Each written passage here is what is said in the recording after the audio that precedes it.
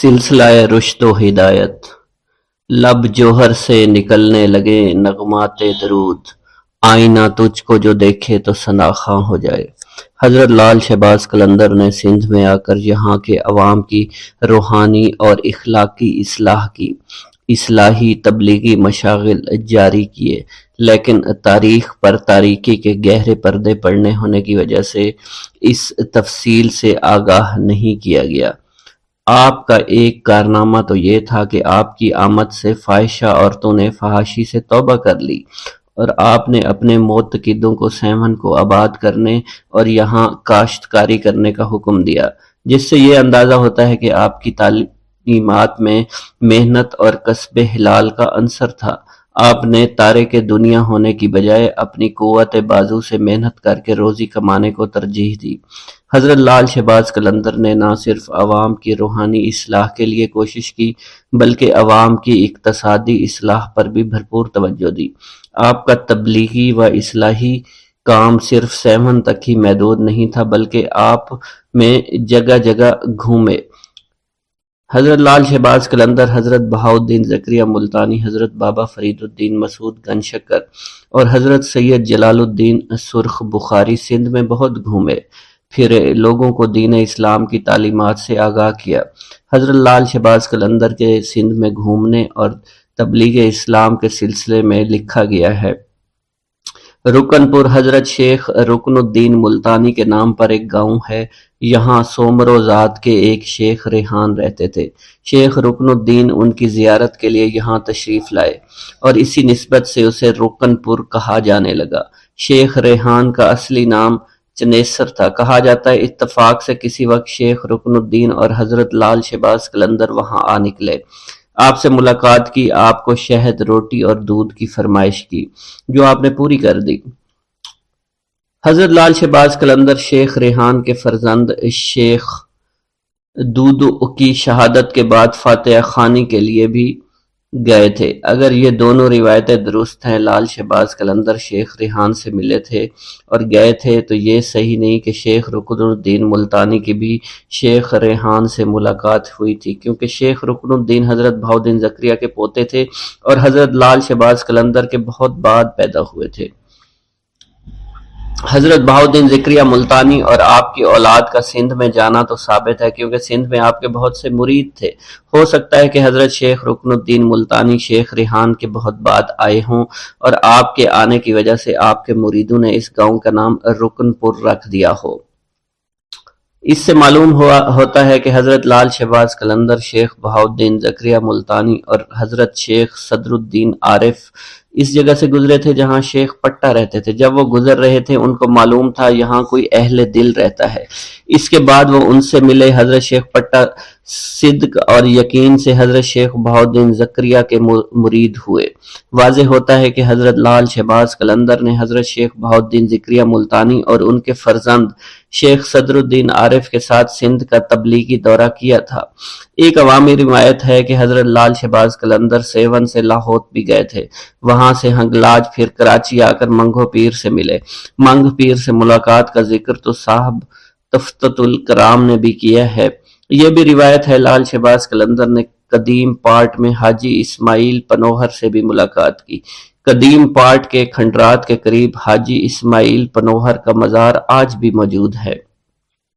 حضرت لال شہباز قلندر کے بھائی یا پھر چچا زاد بھائی تھے۔ اس سے معلوم ہوتا ہے کہ میاں لال یا تو لال شہباز قلندر کے ساتھ سندھ میں آئے یا حضرت لال شہباز قلندر کے سندھ میں اقامت اختیار کرنے کے بعد سندھ میں آئے اور آپ کے ساتھ سندھ کی سیاحت بھی کی۔ یہ بھی ہو سکتا ہے حضرت لال شہباز قلندر نے تبلیغ کے لیے آپ کو ٹھٹھا میں رہنے کا حکم دیا ہو۔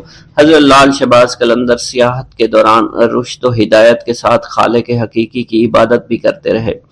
تفتۃ الکرام کی روایت سے معلوم ہوتا ہے لال شہباز قلندر کندری نہر پر اور گنچا ٹکر کے نزدیک چلہ کش ہوئے۔ سیر و سیاحت کے بعد حضرت لال شہباز قلندر آئے تو وہاں سے شر و فساد اور برائی کو جڑ سے اکھیڑ دیا۔ اس کے بعد آپ مستقل مشغول رہنے لگے تھے۔ صاحب قلندر نے لکھا ہے لال شہباز قلندر سیون میں تشریف فرما ہوئے اور فساد کو ختم کر کے یاد حق میں مشغول رہنے لگے۔ حضرت لال شہباز قلندر مذہبی علوم کے عالم تھے، فارسی عربی پر آپ کو دسترس حاصل تھی۔ حضرت لال شہباز قلندر کی علمی قابلیت کی وجہ سے بیشتر اہل علم حضرات آپ کی خدمت میں حاضر ہوتے اور دینی اور دنیاوی مسائل کے بارے میں استفادہ کرتے۔ آپ کے متعلق یہ بات بھی بہت مشہور ہے کہ آپ نے شیخ الاسلام حضرت بہاؤالدین زکریا ملتانی کے مدرسہ میں بہت خدمات سر انجام دی۔ مشہور انگریز مورخ برٹن لکھتا ہے 1852 میں برصغیر پاک و ہند کے مدارس میں جو کتب عام طور پر پڑھائی جاتی تھی وہ سب کی سب حضرت لال شہباز قلندر رحمۃ اللہ علیہ کی تصنیف کردہ تھی۔ حضرت لال شہباز قلندر صاحب کشف و کرامت تھے، آپ سے بے شمار کرامات کا ظہور ہوا۔ ہندو عورت کی عقیدت۔ حضرت لال شہباز قلندر کی کرامت مشہور ہے کہ سیون شریف میں قیام کے دوران آپ کے گلے میں ایک گلوبند رہتا تھا جو کہ پتھر کا بنا ہوا تھا۔ اس گلوبند کی وجہ سے آپ کی گردن ہمیشہ جھکی رہتی تھی۔ آپ اللہ عز و جل کی عبادت اور ریاضت میں مشغول رہنے لگے تھے۔ اسی حالت میں اکثر آپ محلہ نوگا کے نزدیک ایک گلی میں جا کر بیٹھ جایا کرتے تھے۔ کانوگا ہندوؤں کا ایک مشہور خاندان تھا۔ یہ لوگ پردہ کی سخت پابندی کیا کرتے تھے۔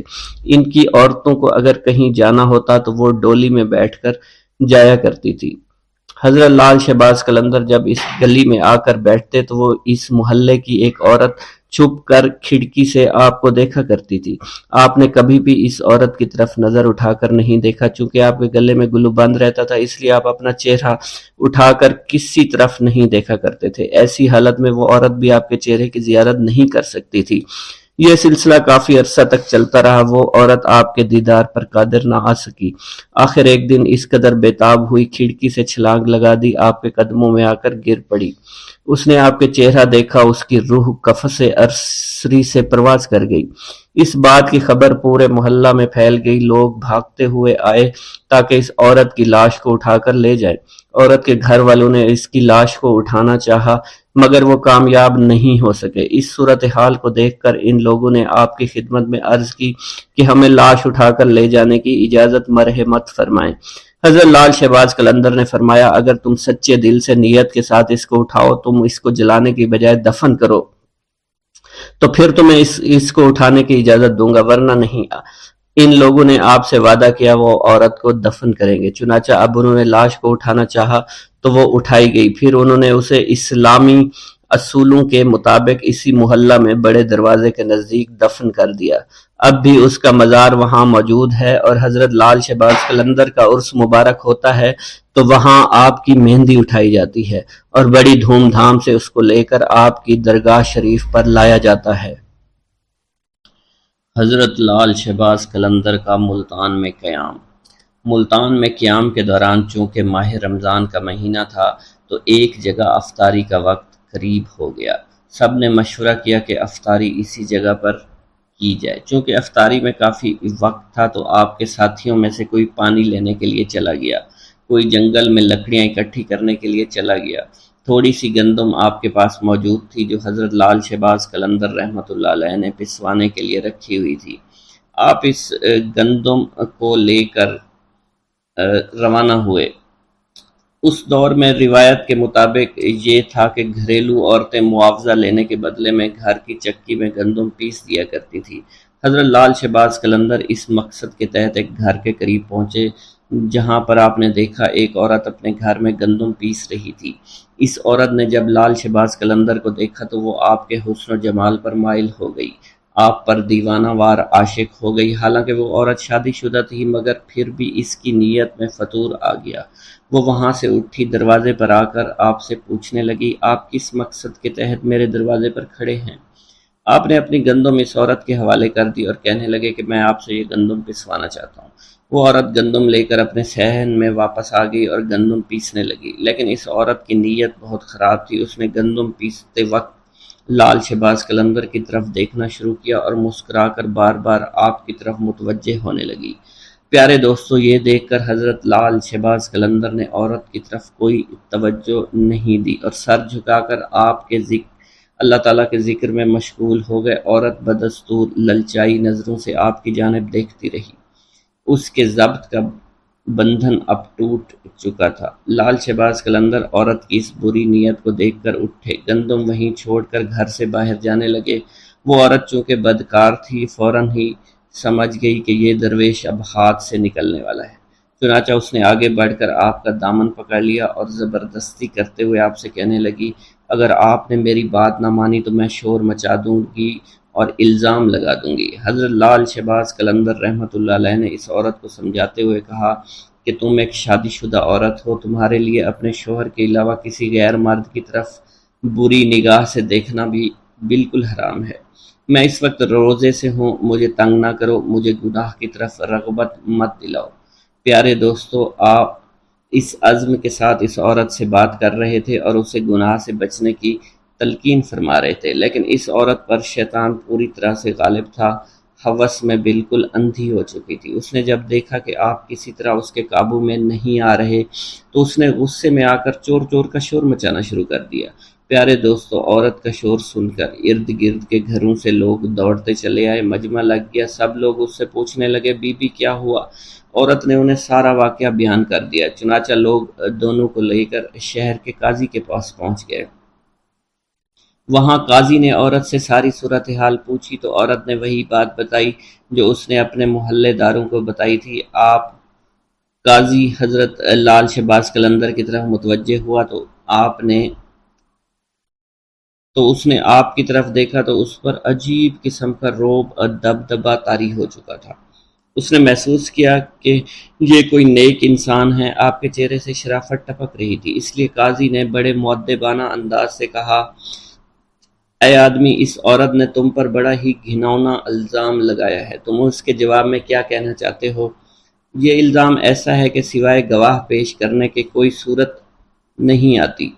تب حضرت لال شہباز قلندر رحمۃ اللہ علیہ نے بڑے اعتماد اور تسلی سے جواب دیا، اے قاضی، اللہ نقائص سے پاک ہے اور اللہ ہی کی ذات ہے، کسی کے عیب کو ظاہر کرنا کوئی اچھی بات نہیں۔ اگر اس بات پر اصرار کرتے ہیں کہ میں اپنی صفائی میں گواہی پیش کروں تو میرا گواہ اس عورت کا شیرخوار بچہ ہے جو اس وقت جھولے میں لیٹا ہوا ہے اور وہاں پر سب کچھ دیکھ رہا تھا۔ تمام لوگ آپ کی یہ بات سن کر حیران ہوئے۔ قاضی کہنے لگے کہ یہ کیسے ممکن ہے، ایک شیرخوار بچہ گواہی دے گا؟ یہ تو ابھی بول بھی نہیں سکتا۔ آپ قاضی کی بات سن کر فرمانے لگے، جہاں تک اس بچے کے کلام کی بات ہے تو اس بچے سے وہی کلام کرائے گا جس نے بچپن میں حضرت عیسیٰ علیہ السلام سے کلام کرایا تھا۔ پیارے دوستو، قاضی آپ رحمت اللہ علیہ کا یہ جواب سن کر ہکا بکا رہ گیا۔ تمام حاضرین بھی ساری کارروائی دیکھ رہے تھے، وہ بھی حیران تھے۔ اب قاضی نے بچے کے باپ کو حکم دیا کہ وہ بچہ لے کر اس کے سامنے آئے۔ چنانچہ لال شہباز قلندر نے بچے کو دیکھ کر اس سے مخاطب کرتے ہوئے کہا اور فرمانے لگے، اے معصوم بچے، وہ ذات باری تعالیٰ جس نے حضرت عیسیٰ علیہ السلام کو کلام کرنے کی قوت عطا فرمائی تھی، تم اس وحدہ لا شریک کو حاضر و ناظر جان کر گواہی دو کہ جس وقت میں تمہارے گھر میں موجود تھا تو تم نے اس وقت اپنی آنکھوں سے کیا دیکھا تھا اور ہمارے درمیان کیا گفتگو ہوئی تھی۔ پیارے دوستو، اللہ کی قدرت کاملہ اور لال شہباز قلندر کی کرامت ملاحظہ فرمائیے کہ وہ شیر خوار بچہ اپنے باپ کی گود میں سے بولا، اس نے جو کہا اور جو کچھ بھی کیا ہے یہ نیک آدمی کہہ رہا ہے بالکل سچ ہے، اور یہ میری ماں جھوٹ بول رہی ہے، میری ماں جھوٹی ہے، اصل خطا کار میری ماں ہے۔ اس نے بری نیت سے اس شخص کے دامن کو کھینچا تھا۔ پیارے دوستو، بچے کے منہ سے یہ الفاظ سننے تھے کہ وہاں موجود تمام لوگوں پر ایک دم سے لرزہ طاری ہو گیا۔ وہ حیران اور پریشان حیرانی کے سمندر میں بالکل گم ہو چکے تھے۔ قاضی صاحب بھی اس سب واقعہ سے بہت حیران اور پریشان ہو گئے۔ یہ دیکھ کر قاضی اپنی جگہ سے اٹھا اور لال شہباز قلندر کے ہاتھوں کو بوسہ دے دیا۔ قاضی نے آپ کو اپنے ساتھ بٹھایا۔ پیارے دوستو، اب اس عورت کی آنکھوں سے برائی کی پٹی اٹھ چکی تھی اور وہ بھی اپنے گناہوں پر بڑی شرمندہ تھی، اس لیے عورت نے آپ سے معافی مانگ لی اور آئندہ گناہوں سے بچنے کے لیے توبہ کر لی۔ پیارے دوستو، ایک بار درویشوں کا ایک قافلہ سفر کرتا ہوا ایک جنگل میں پہنچا۔ جنگل کے ساتھ ایک وسیع و عریض میدان تھا، تاہم اس میدان کے کچھ فاصلے پر چھوٹے چھوٹے مکانات موجود تھے۔ البتہ اس میدان کے عین بیچوں بیچ ایک بوڑھا درخت بھی موجود تھا جو گھنا تھا اور اس کی شاخ دور دور تک پھیلی ہوئی تھی۔ درویشوں کا یہ قافلہ صحرا میں لمبا سفر طے کرتا ہوا یہاں پہنچا تھا۔ قافلے کے سردار نے انتہائی عاجزی سے اپنے عقیدت مندوں سے کہا، ٹھہر جاؤ، ہماری منزل آ گئی ہے، ہمیں یہیں ٹھہرنا ہے۔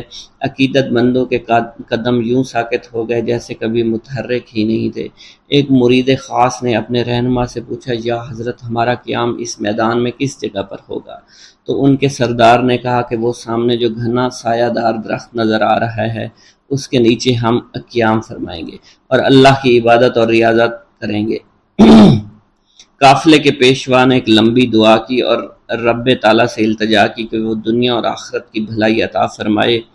پیارے دوستو، ابھی دعا سے فراغت نہیں ہوئی تھی کہ درخت کے نیچے مقیم مردان خدا نے دیکھا لوگوں کی ایک معقول تعداد دھیرے دھیرے ان مکانوں کی طرف بڑھ رہی تھی، کچھ فاصلے پر جو موجود تھے، اور پھر جو رات اپنے جوبن پر آئی اور مکانات سے ناچ گانے کی آوازیں آنے لگیں۔ یہ آوازیں خاص طور پر ان مکان کے اوپر کے منزلوں سے آتی تھیں۔ مریدین نے بڑی حیرانگی سے ایک دوسرے کی طرف دیکھا، کیونکہ یہ آوازیں عبادت کی آوازوں سے مختلف تھیں اور ان کی عبادت میں مخل ہو رہی تھی۔ جب انہوں نے اپنے مرشد کو انتہائی سکون و اطمینان کے ساتھ عبادت میں مشغول دیکھا تو تمام عقیدت مندوں نے اس ہنگامے کے باوجود اپنی ریاضت اور عبادت جاری رکھی، مگر ان کے دل میں پریشانی ضرور تھی۔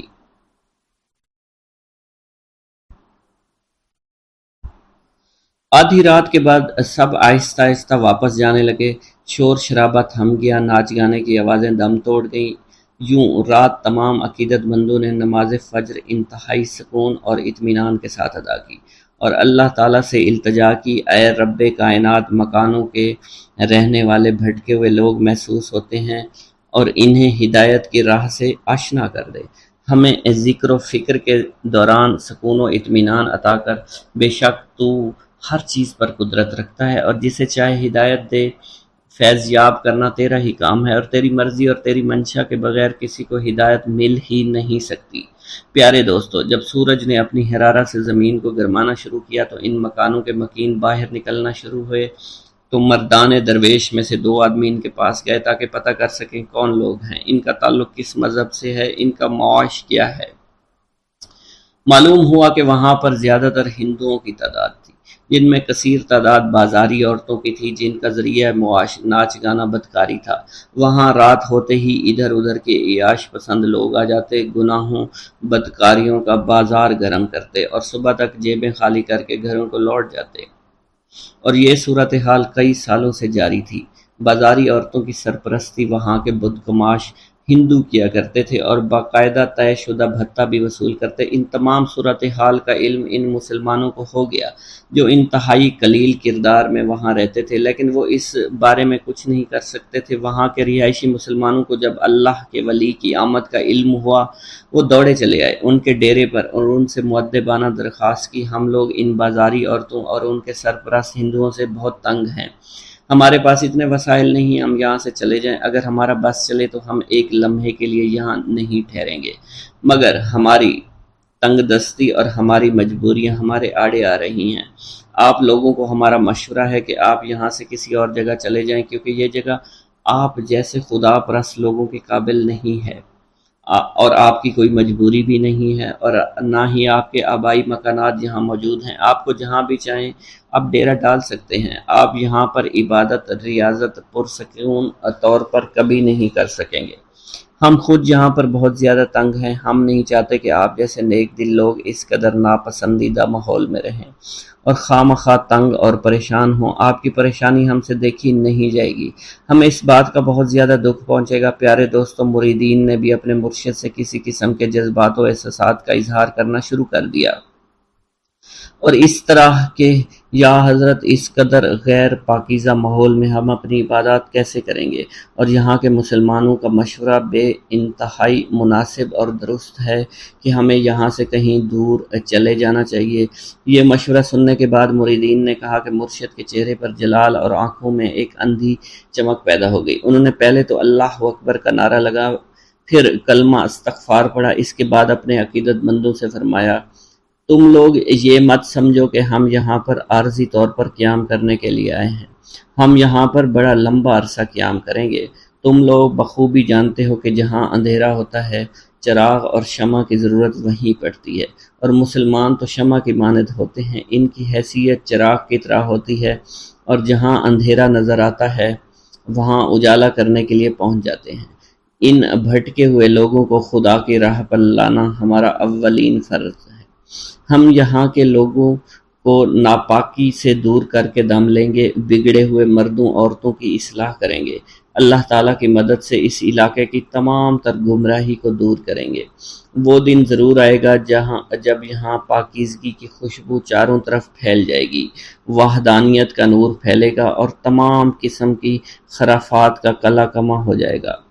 پیارے دوستو، آپ کے بتاتے چلیں کہ ان مرشد کا نام حضرت لال شہباز قلندر تھا، اور وہ سندھ کی دھرتی پر تشریف لائے تھے، اور انہوں نے سندھ کی دھرتی کو تمام برائیوں سے پاک کیا اور اللہ تعالیٰ کی وحدانیت کا نور ہر جگہ پھیلا دیا۔ ناظرین کرام، ایک دفعہ حضرت لال شہباز قلندر رحمۃ اللہ علیہ کہیں تشریف لے کے جا رہے تھے کہ اچانک آپ کو راستے میں ایک بندر والا مداری دکھائی دیا جو کہ کھیل تماشے دکھا رہا تھا۔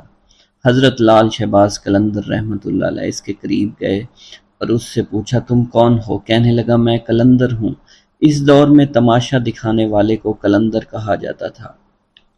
اس نے آپ سے بے ساختہ کہہ دیا کہ آپ کون ہیں؟ تو آپ نے بھی مسکرا کر کہا کہ میں بھی قلندر ہوں۔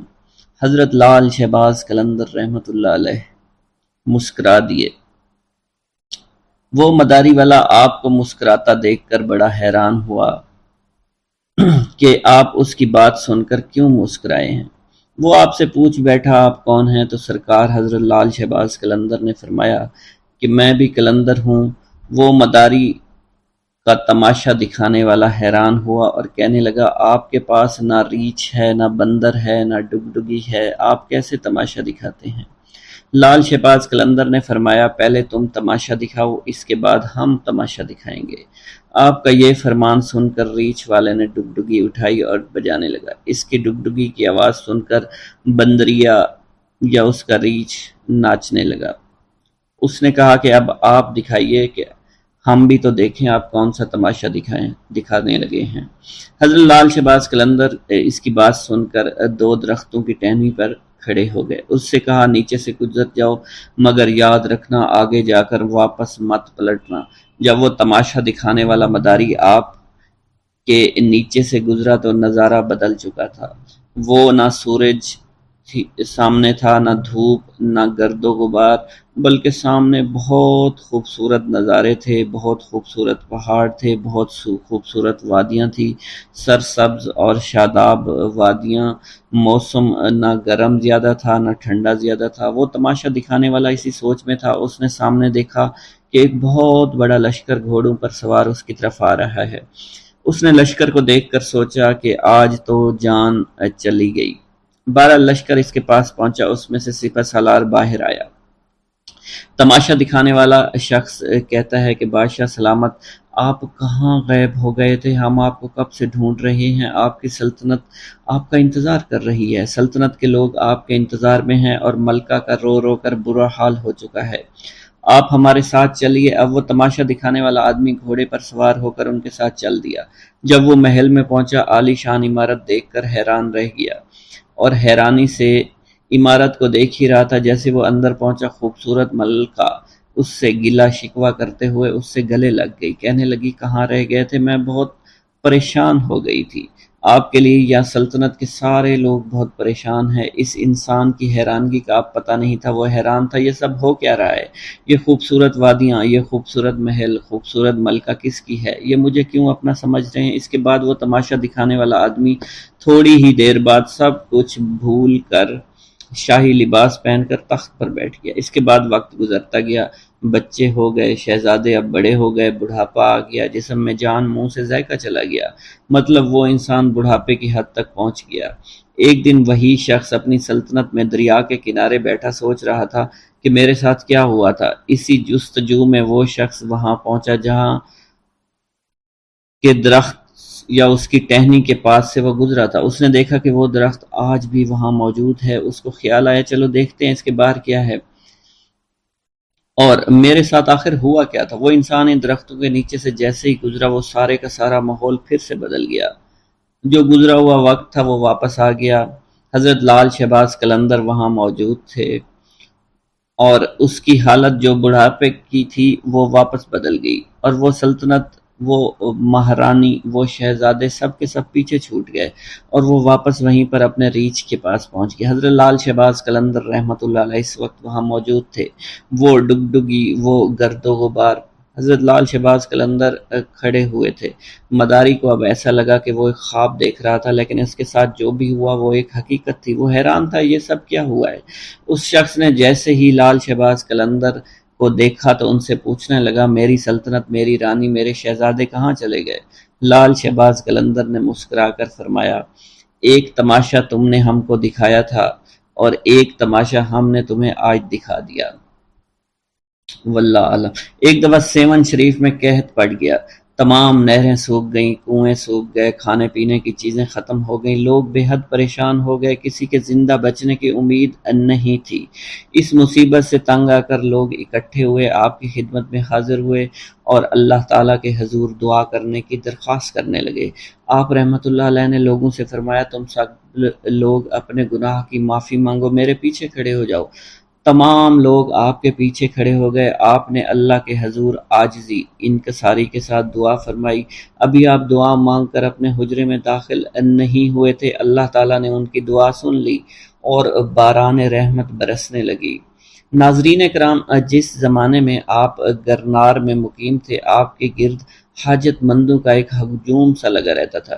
یہ زمانے بھر کے ستائے ہوئے بیمار لوگ تھے جنہیں حضرت لال شہباز قلندر رحمۃ اللہ علیہ کے تسکین آمیز کلمات جینے کا حوصلہ دیا کرتے تھے۔ شہر میں ایک دل گرفتہ بھی رہتا تھا جس کا جوان بیٹا گم ہو گیا تھا۔ بیٹی کی جدائی سے اس شخص کی یہ حالت ہو گئی تھی کہ دن رات روتا رہتا تھا۔ عزیز و اقارب اور دوست یاروں سے صبر کی تلقین کے ساتھ ساتھ بیٹے کی موت کا یقین دلانے کی بھی کوشش کرتے تھے کہ اگر وہ زندہ ہوتا تو ضرور لوٹ آتا، یا تو کسی نے اسے قتل کر دیا ہے یا پھر اسے جنگلی جانور کھا گئے ہیں۔ جتنے منہ اتنی باتیں۔ غمزدہ باپ بیٹے کی زندگی سے مایوس ہو چکا تھا، مگر پھر بھی کبھی کبھی اس کے دل میں امید کی ایک لہر اٹھا کرتی تھی، اور وہ اپنی بیوی سے کہتا تھا کہ میرا بیٹا ابھی زندہ ہے، تو دیکھنا ایک دن وہ ضرور آئے گا اور وہ زندہ درگور باپ کے سینے پر سر رکھ دے گا اور ہمارے تاریک مکانوں میں خوشیوں کے چراغ جل اٹھیں گے۔ وہ خاتون کیا جواب دیتی؟ اس کی حالت اس کے شوہر سے بھی بدتر تھی، بس خاموش نظروں سے اپنے شریک حیات کی طرف دیکھتی رہتی، آنسو بہانے لگتی اور ہمیشہ روتی رہتی تھی۔ ایک دن دوست کے کہنے پر یہ شخص حضرت لال شہباز قلندر رحمۃ اللہ علیہ کی خدمت میں حاضر ہوا اور سارا قصہ بیان کیا۔ آپ رحمۃ اللہ علیہ نے فرمایا کہ تیرے دل کی گواہی سچی ہے، تیرا بیٹا زندہ ہے۔ آپ نے فرمایا اس کو جا کر لانا پڑے گا۔ اگلے دن آپ غمزدہ باپ کے ساتھ سفر پر روانہ ہوئے۔ طویل سفر کے بعد ایک جنگل میں پہنچے، ایک جھونپڑی دیکھی۔ لال شہباز قلندر آدمی کو باہر کھڑا کر کے خود جھونپڑی میں داخل ہو گئے۔ کچھ درویش بیٹھے تھے۔ آپ نے ایک نوجوان درویش کو مخاطب کرتے ہوئے کہا، تم خود کتنے سکون سے بیٹھے ہوئے ہو اور آپ کے والدین آپ کے فراق میں مرے جا رہے ہیں۔ آپ اس نوجوان کو لے کر جھونپڑی سے باہر آئے، باہر آ کر اس کے باپ سے اس کی ملاقات کروائی۔ والدین بہت خوش ہوئے۔ ماں باپ کی اجازت سے وہ نوجوان حضرت لال شہباز قلندر کی خدمت میں مشغول ہو گیا اور ایک دن ولایت پر فائز ہو گیا۔ ناظرین کرام، جب آپ سیون شریف میں تشریف لائے تو آپ کے گلے میں مستقل طور پر پتھر کا ایک وزنی گلوبند پڑا رہتا تھا۔ ایک چھوٹے چھوٹے خوبصورت تراشے ہوئے قیمتی پتھر لگے۔ آپ کی ایک خاص عادت یہ بھی تھی کہ آپ راستہ چلتے وقت ہمیشہ اپنے سر کو جھکائے ہوئے رکھتے تھے۔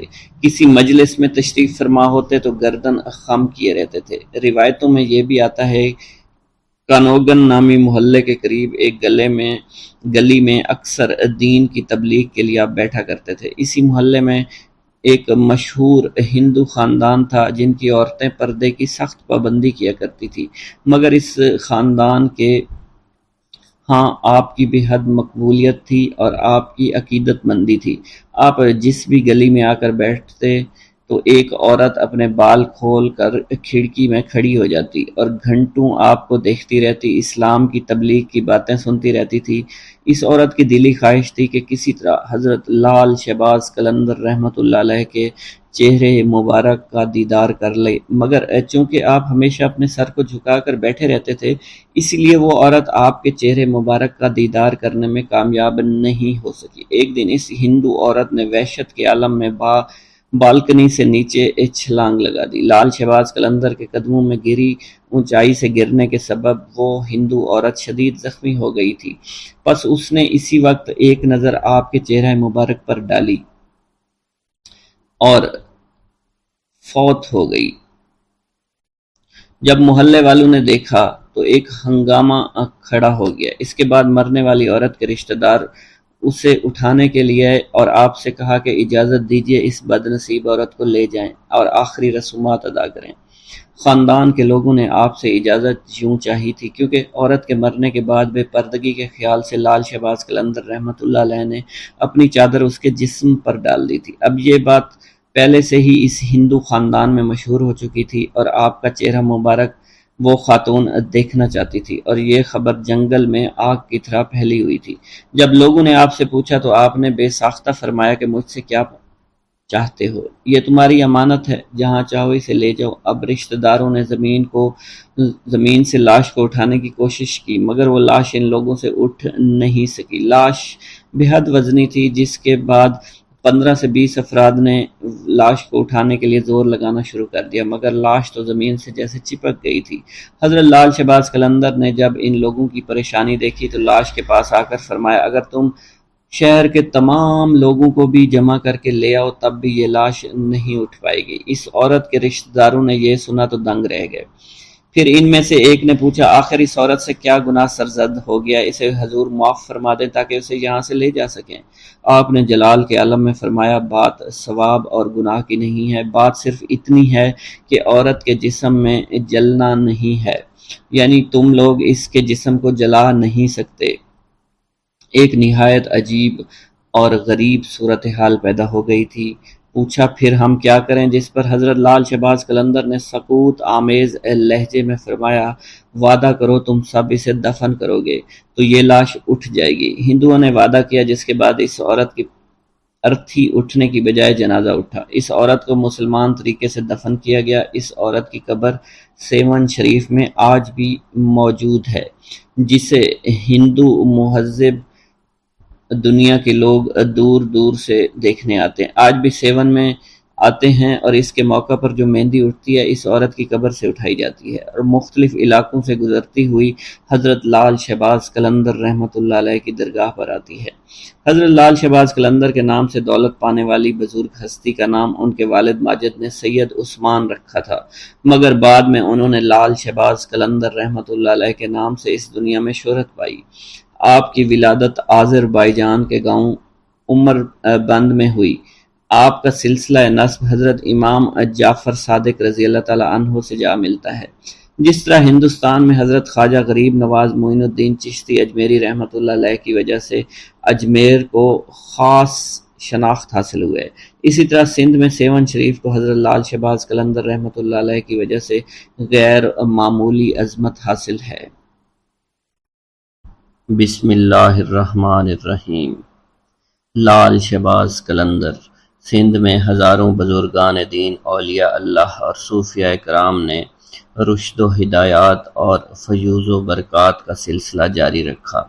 انہی صوفیاء کرام میں حضرت لال شہباز قلندر رحمۃ اللہ علیہ کا نام چوٹی کے علماء کرام میں ہوتا ہے۔ پیارے دوستو، روایت میں آتا ہے کہ حضرت لال شہباز قلندر رحمۃ اللہ علیہ نے ظاہری علوم کی تکمیل کے بعد تصوف و معرفت کے علوم حاصل کرنے کے لیے مروان سے سبزوار کا سفر طے کیا اور وہاں سید ابراہیم ولی، جو کہ حضرت امام موسیٰ کاظم رحمۃ اللہ علیہ کی اولاد میں سے تھے، ان کی خدمت میں رہ کر آپ نے معرفت کے اعلیٰ منازل طے کیے۔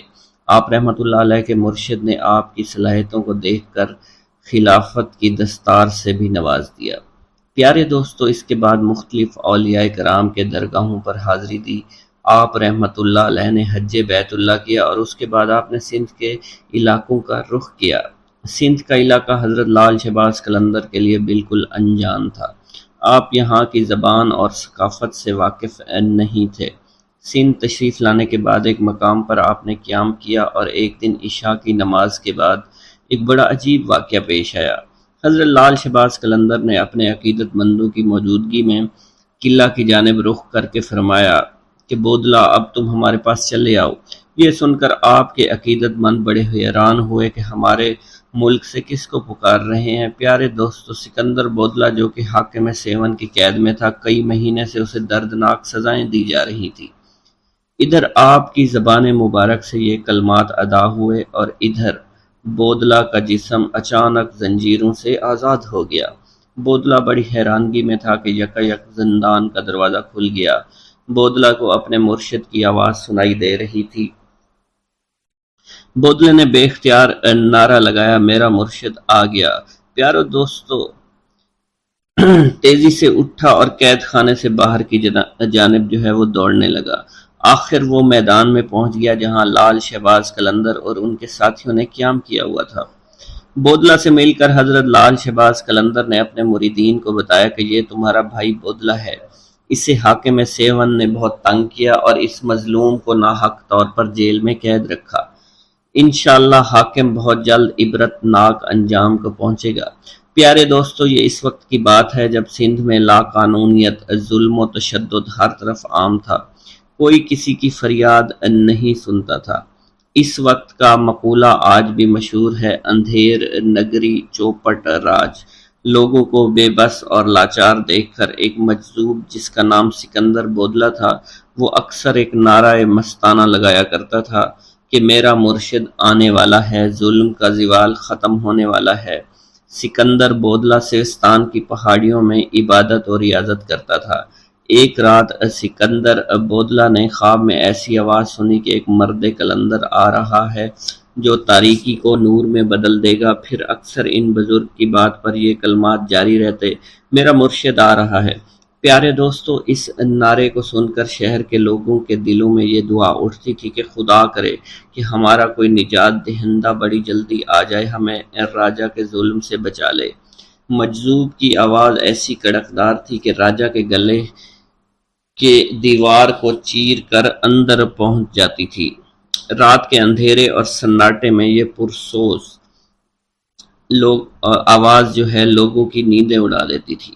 شروع میں تو راجہ اور لوگوں نے نعروں کو سن کر نظر انداز کیا، لیکن جب نعروں میں شدت بڑھتی گئی تو وہ بھی حق کے لیے اٹھ کھڑے ہوئے اور فلک شگاف نعروں نے راجہ کو غصہ دلا دیا، بلکہ راجہ خوف زدہ ہو گیا۔ راجہ نے اپنے سپاہیوں کو حکم دیا کہ اس کو فوراً گرفتار کر کے میرے سامنے پیش کیا جائے۔ راجہ کے سامنے سکندر بودلہ کو پیش کیا گیا تو تب بھی آپ کی زبان پر یہی الفاظ سے میرا مرشد آنے والا ہے اور ظلم کا زوال ہونے والا ہے۔ راجہ یہ سن کر غضبناک ہو گیا۔ اس نے سکندر بودلہ کو قید کروا دیا، لیکن قید خانے میں اس کے فلک شگاف نعرے بالکل بند نہیں ہوئے۔ راجہ رات بھر عذاب کی آگ میں جلتا رہا۔ صبح ہوئی تو اس نے اپنے وزیروں کو طلب کیا۔ وزیروں نے کہا کہ اس آدمی کی زبان کاٹ دی جائے۔ راجہ نے حکم دیا سکندر بودلہ پر کوڑوں کی بارش کی جائے، اور پھر بھی یہی کہا کرتا تھا کہ میرا مرشد آنے والا ہے اور ظلم کا زوال ہونے والا ہے۔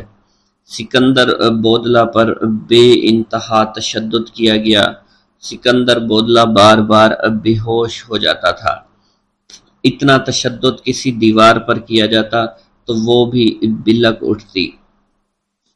راجہ نے دیکھا دیوانہ سکندر بودلہ کڑے پہننے کے بعد جو کہ نہایت آسانی کے ساتھ ان کے پاس پہنچ چکا ہے، تو اس نے اپنے علاقے کو جادوگروں کو طلب کر کے انہیں حکم دیا کہ تم جا کر حضرت لال شہباز قلندر کا مقابلہ کرو۔ سیون پہ جادوگروں نے مقابلے سے پہلے ہی اپنی ہار مان لی اور کہنے لگے کہ انہیں ہرانا ہمارے بس کی بات نہیں۔ البتہ جادوگروں نے راجہ کو مشورہ دیا، اگر کسی طرح مسلمان درویش کے پیٹ میں حرام غذا داخل کی جائے تو اس کی ساری روحانی طاقت اور شکتیاں ضائع ہو جائیں گی۔ پھر ہمارے جادو کی طاقت اس پر غالب آ جائے گی۔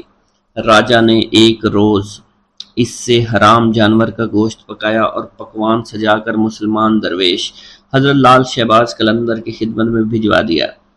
جب یہ پکوان حضرت لال شہباز کی خدمت میں پیش کیا گیا تو کھانا دیکھتے ہی قلندر رحمت اللہ علیہ کا چہرہ بالکل بدل گیا۔ آپ نے حکم دیا اس پکوان کو اٹھا دیا جائے، اور آپ رحمت اللہ علیہ فرمانے لگے، ہمارا خیال تھا کہ وہ کافر راجہ اتنی نشانیاں دیکھنے کے بعد ایمان لے آئے گا، مگر جس کی تقدیر میں ہلاکت بربادی لکھی جا چکی ہو اسے اللہ کے سوا کوئی نہیں ٹال سکتا۔ آپ کے اس عمل سے لرزہ طاری ہو گیا اور پھر دوسرے لمحے زمین لرزنے لگی۔ سیون شدید زلزلے کی لپیٹ میں آ گیا۔